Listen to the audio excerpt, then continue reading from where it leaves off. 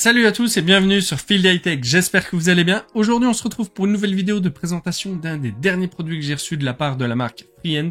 C'est leur deuxième version de leur Smart Plug Mini, donc c'est une prise connectée en Zigbee.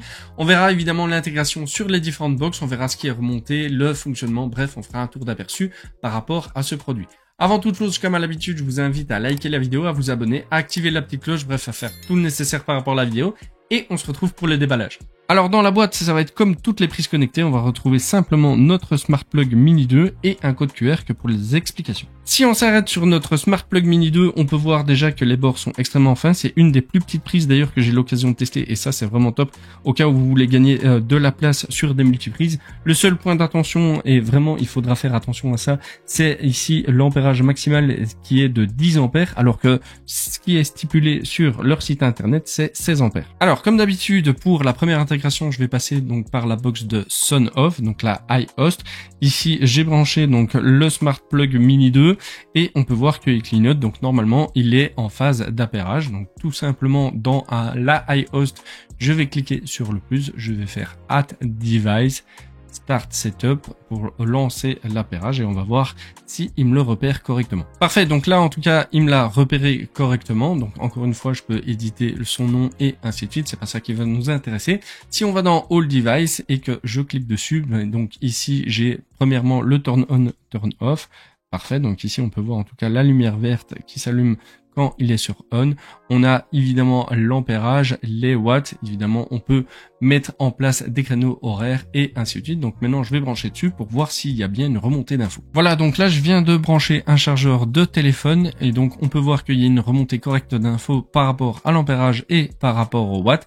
Donc évidemment c'est dynamique, donc ça fonctionne bien. Donc je peux dire en tout cas qu'elle est super bien supportée, en tout cas sur la iHost de Sonoff. Alors maintenant on va passer évidemment sur la Omi Pro. Donc pareil, je vais faire le test d'intégration. Donc en haut à droite j'appuie sur le plus, nouvel appareil. Ici je n'ai pas encore d'appareil Freehand, donc je tape Freehand. J'ai bien l'application officielle pour la Omi Pro. Je vais descendre ici dans les prises et donc là je vois que j'ai une Smart Plug Mini.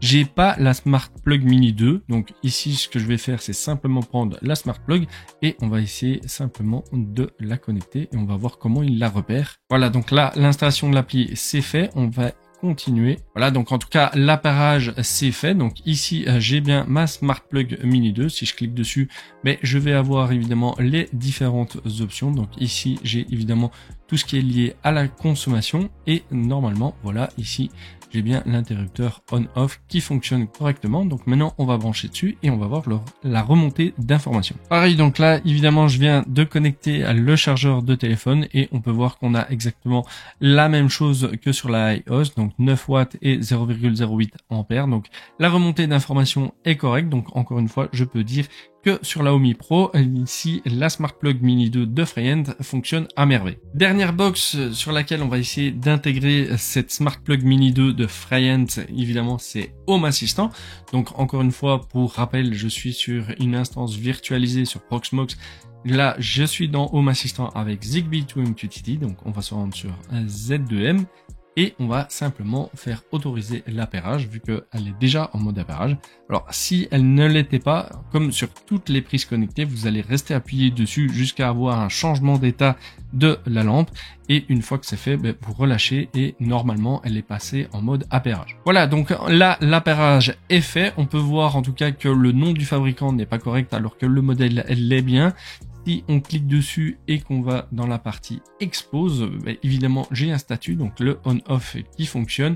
On a évidemment tout ce qui est lié à la consommation, watts, ampérage, voltage qu'on avait évidemment dans les autres box. Donc là on peut dire en tout cas qu'elle fonctionne. On va juste voir si la remontée d'état se fait correctement. Donc exactement le même test, je mets le chargeur de téléphone et j'ai bien les 10 watts plus les 0,08 ampères. Donc on peut dire vraiment que les informations sont reprises et sont exactement pareilles sur toutes les box. Donc là, on peut dire encore une fois que la Smart Plug Mini 2 de Freehand est bien intégrable sur Home Assistant et qu'elle fonctionne à merveille. Donc là, comme d'hab, pour finir, évidemment, je vous ai mis un petit exemple de ce qu'il est possible de faire sur le dashboard. Évidemment, tout ça est personnalisable.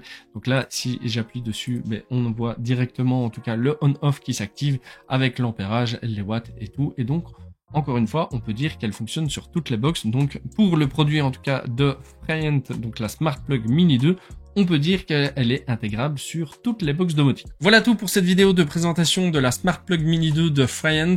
Donc encore une fois, elle est intégrable sur les différentes box que j'ai testées. Donc si vous cherchez une prise connectée à intégrer sur un de vos systèmes, vous pouvez y aller, avec un petit point d'attention quand même sur les 10 ampères qui sont mentionnés sur la prise, alors que sur le site c'est 16 ampères. Donc faites juste attention à ça lors de votre choix. N'hésitez pas à me dire si vous avez déjà des produits Freient, si vous voulez que j'en teste, si vous avez des questions sur ces produits ou sur d'autres, n'hésitez pas à les mettre en commentaire. Pareil, si vous avez aimé cette vidéo, n'hésitez pas à la liker, la partager, vous abonner, et on se retrouve pour de prochaines vidéos. À plus.